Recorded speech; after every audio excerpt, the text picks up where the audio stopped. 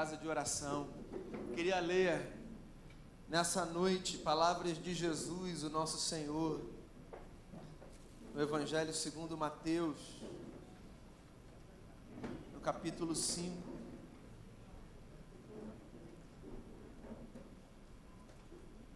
Diz assim o texto, do verso 1.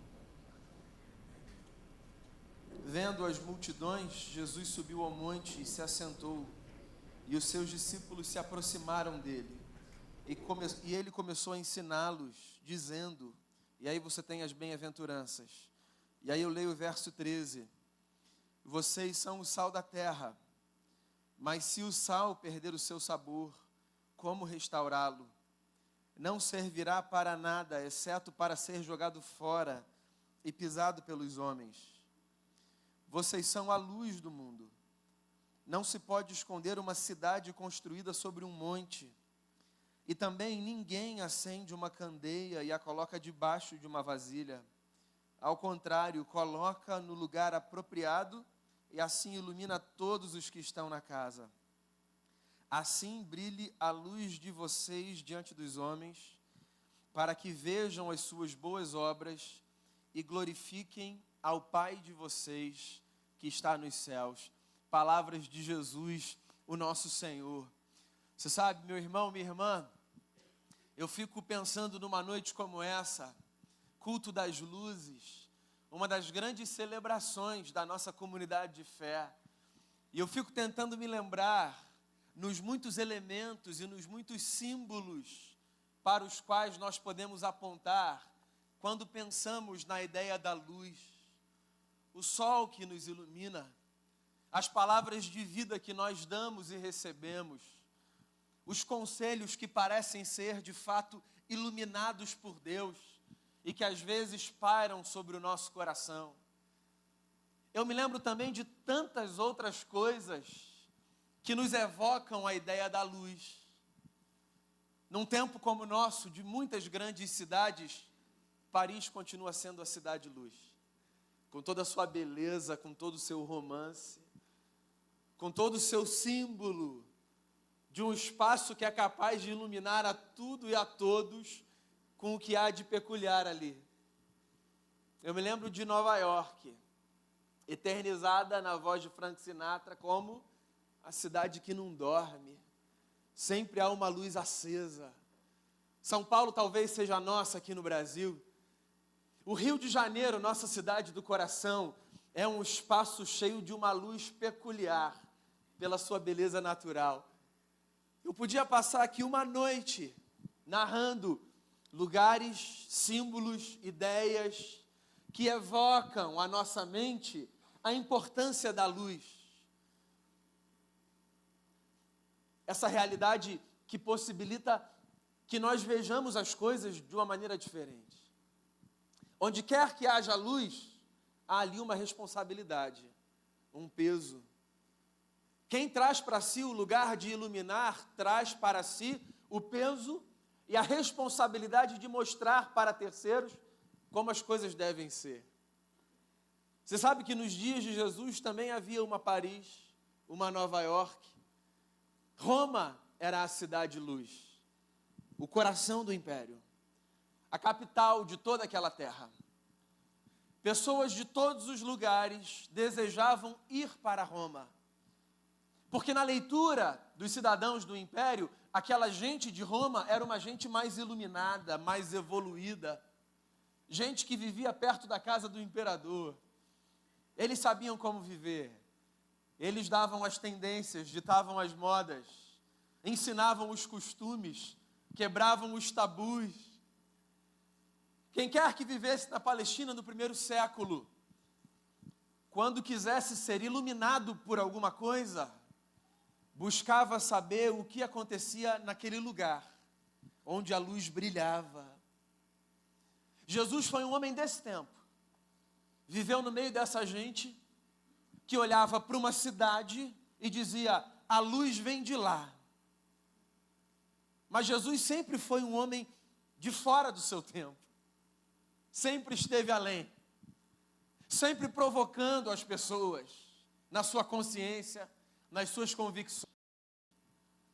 Jesus foi um camponês, um homem simples, de uma região periférica do Império, um quintal da Palestina, que já era por si só uma periferia no Império, e que trouxe para si essa responsabilidade ousada de ensinar as pessoas como elas deviam viver. Os mestres são ousados, e bendito seja Deus pela ousadia dos mestres, pelos que assumem para si esse lugar de reunirem pessoas, apresentando a sua sabedoria, a sua forma de enxergar a vida, a sua percepção de mundo. Jesus, segundo a gente sabe, nunca frequentou nenhuma escola.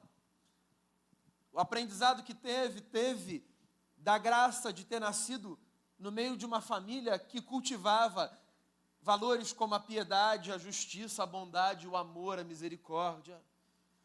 Jesus cresce em Israel como um rabino, sem ter formação de escola nenhuma. Como que um rabino que corria por fora. Jesus reuniu discípulos para si. Não entre os mais nobres, mais estudados e eruditos. Para Jesus, sobraram os mais simples, os que tinham avançado pouco nos seus estudos. Quando Jesus reuniu um grupo de seguidores para si, aos quais disse: venham após mim, não foi nas escolas de Israel que o nosso mestre foi buscar os seus discípulos. Foi no lago, num barco, entre homens que costuravam redes, que trabalhavam com os seus pais, porque não tinham conseguido avançar nos estudos para que se tornassem eles mestres em Israel. Jesus nunca teve crise com isso. Jesus, como um bom mestre, sempre soube que todos nós podemos aprender alguma coisa de alguém. E foi por isso que ele reuniu os seus discípulos. E no texto que eu li, a gente tem um dos encontros mais memoráveis de Jesus com os seus alunos. A entrega de uma mensagem que nós conhecemos como o Sermão do Monte ou o Sermão da Montanha. Mateus e Lucas contam essa história. Mateus conta com mais detalhes. Mateus diz que Jesus estava com os seus discípulos e as multidões o seguiam, e que ele subiu no monte e se assentou ali, e os seus discípulos com ele, e a multidão cercando toda aquela gente. E ele passou a ensinar aquele povo. No meio desse ensino, Jesus disse algo muito subversivo. Ele disse assim: vocês são a luz desse mundo. Num tempo em que as pessoas tinham certeza que Roma era a luz do mundo, Jesus diz: não, a luz desse mundo está em vocês. Como é fácil a gente abdicar desse lugar de iluminar a história, dando às cidades, às instituições, às estruturas de poder, a responsabilidade e a tarefa de iluminarem esse mundo. Como é fácil assumirmos um lugar de espectadores, engenheiros de obra pronta, analistas do cotidiano, e dizermos coisas do tipo: ali não está legal por causa disso, daquele lado não está muito bom por causa daquilo. Esse lugar é um lugar confortável, é um lugar mais fácil. A terceirização da responsabilidade de darmos a esse mundo o que esse mundo merece ter. Se eu perguntasse a você nessa noite: e o que esse mundo merece ter? Eu tenho certeza que tanto eu quanto você chegaríamos a muitas respostas, a muitas coisas das quais esse mundo precisa. Mas existe uma coisa sobre todas, da qual esse mundo carece. Esse mundo precisa de luz. Não dessa luz que nos ilumina aqui, tampouco da luz do sol, que a gente sabe que vai voltar a brilhar todas as manhãs. É claro que o sol vai voltar amanhã mais uma vez. Você já ouviu isso em algum lugar? Eu estou falando de uma outra luz, de uma luz que ilumina o lado de dentro, de uma luz que faz a gente ver de outro jeito, de uma luz que não é percebida apenas a partir da utilização dos nossos sentidos. Uma luz que se percebe no coração. E que no mundo em trevas, na verdade, é a constatação de um grande milagre. A gente começou essa celebração lendo as palavras de um profeta. Isaías é o seu nome. Um dos grandes eruditos da tradição de Israel. Ele começa o capítulo 9 do seu livro, dizendo assim: o povo que estava em trevas viu grande luz. Sempre que eu leio esse texto, sempre que eu me deparo com uma celebração como essa, eu me lembro de uma obra de José Saramago, Ensaio sobre a Cegueira. A angústia de uma gente que não consegue ver e que se contagia na cegueira. Que no caso da obra é uma cegueira de fato física, a impossibilidade de ver o que nos cerca. Mas há outra, amigos e amigas, muito pior do que essa. A cegueira que assola aqueles que com os olhos abertos conseguem perceber o mundo. A cegueira do coração, que nos torna invisíveis e incapazes de perceber realidades muito mais importantes do que aquelas que as nossas mãos são capazes de apalpar. O profeta tinha razão. Existe um mundo, e esse mundo é o nosso, que vive em trevas, de pessoas vazias, porque cheias de si, de gente que sofre, tendo dinheiro no bolso, de pessoas que não conseguem ver beleza, mesmo vivendo no meio das paisagens mais deslumbrantes desse mundo. O que acontece? O que acontece é que por causa de uma realidade que na religião a gente chama de pecado, esse mundo teve a sua luz apagada. E o sol da justiça, que nos iluminava a todos com uma força maior do que o sol, o astro-rei, deixou de ser visto, e de ser percebido, e de ser contemplado como a verdadeira fonte que nos ilumina. E a angústia tomou conta das ruas da cidade. E não apenas Rio, 40 graus, mas qualquer lugar, de frio e de calor, passou a ser purgatório de beleza e de caos. Mas o Evangelho é a boa notícia. A boa notícia de que as coisas podem ser diferentes. Evangelho. Sempre que alguém, depois de usar a palavra evangelho, trouxer a você uma má notícia, deixe isso para lá. Porque evangelho é, por si só, boa notícia. E qual é a boa notícia? A boa notícia é de que a luz que nós pensávamos ter sido apagada continua brilhando por aí.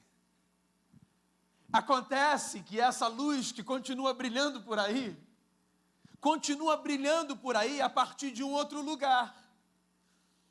A gente insiste em olhar para Roma, como se Roma tivesse que brilhar. A gente insiste em olhar para fora, como se o brilho viesse daqui ou acolá.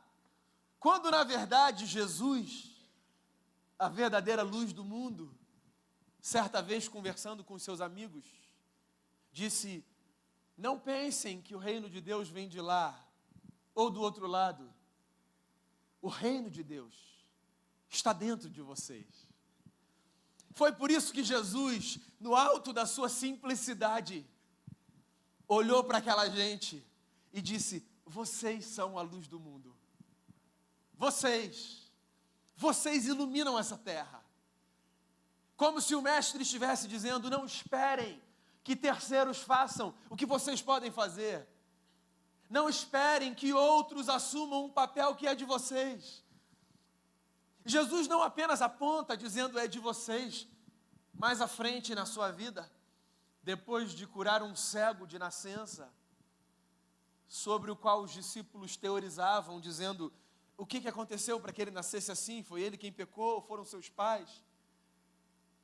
Jesus diz: esquece essa discussão teológica sem sentido. Isso é como discutir sexo dos anjos. Vocês não conseguem perceber? Eu vim para que os homens vejam. Eu sou a luz do mundo, eu. E aqueles que viverem em mim serão iluminados por essa luz bendita, que brilha mais forte do que o sol. Não no céu, mas dentro de nós. O Natal, amigos e amigas, é a notícia escandalosa e maravilhosa de que a luz desse mundo nunca deixou de brilhar. E que quando a luz desse mundo assumiu forma na história, nascendo como um menino e vivendo como um homem, cheio de justiça, de verdade e de valor, das muitas coisas que ele nos disse, uma das que jamais devem sair da nossa mente e do nosso coração: a luz está dentro de nós. E mais, ele disse: ninguém acende uma vela e coloca debaixo de uma vasilha. Ninguém pega um lampião e acende e coloca embaixo da mesa ou da cama. A luz a gente coloca no alto para iluminar tudo e a todos. A casa precisa de luz, a rua precisa de luz, o trabalho precisa de luz. Onde quer que a gente esteja, ali se precisa de luz. De tal forma que não existe absolutamente nenhum momento da nossa vida que a gente tem o direito de apagar a luz que um dia Jesus fez brilhar dentro da gente. Porque a luz que Jesus acende no nosso coração é de uma ordem que não deve ser apagada jamais. Porque a luz que Jesus acende no nosso coração nos ilumina e ilumina tantos outros e outras.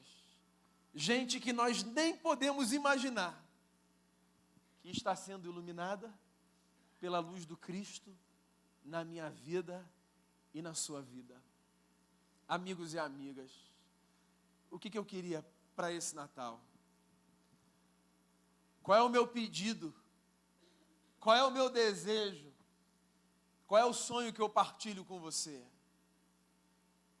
Eu queria que a gente fizesse valer a música que as crianças nos ensinaram a cantar. A minha pequena luz, eu vou deixar brilhar. Porque quando a minha pequena luz brilhar, é possível que a sua pequena luz comece a brilhar. E é muito provável que a minha pequena luz tenha começado a brilhar, porque a sua pequena luz começou a brilhar. E aí um fenômeno muito curioso acontece. A luz que brilha em mim faz aquecer alguma coisa dentro de você, que já existe ali. De tal forma que a luz que brilha em você ganha intensidade. E você ilumina ele, que ilumina ela, que ilumina aquele outro e aquela outra. Porque na vida, amigos e amigas, ninguém carrega sozinho toda a luz de que precisa para viver. Parte da luz que me ilumina vem daquilo que Cristo faz na vida dos meus irmãos e irmãs. E parte da luz que te ilumina vem daquilo que Cristo faz na vida dos seus irmãos e das suas irmãs. O recado é o seguinte: o nosso mestre nos disse: deixemos a luz brilhar. Brilhe a luz de Cristo sobre a minha vida e sobre a sua vida. Seja esse, meu amigo, minha amiga, o grande presente de Natal que a gente tem para dar para o mundo. Jamais pergunte de onde virá a luz para iluminar essa terra, porque a resposta você conhece bem. Ela sempre vem por causa de Jesus, a verdadeira luz que nos ilumina, de dentro de mim e de dentro de você. Antes da gente passar para a nossa cerimônia das velas, que por sinal, pelo segundo ano, está numa velinha assim, ó, porque a gente já deu muito trabalho para os anjos, não acontecendo nada na nossa cerimônia com vela de verdade ao longo de 20 anos. Antes da gente passar para a cerimônia das velas, eu queria convidar você à oração. E eu queria convidar você a orar por você nesse momento. Abrir o seu coração no seu lugar e fazer um pedido a Jesus nesse Natal. Um pedido simples.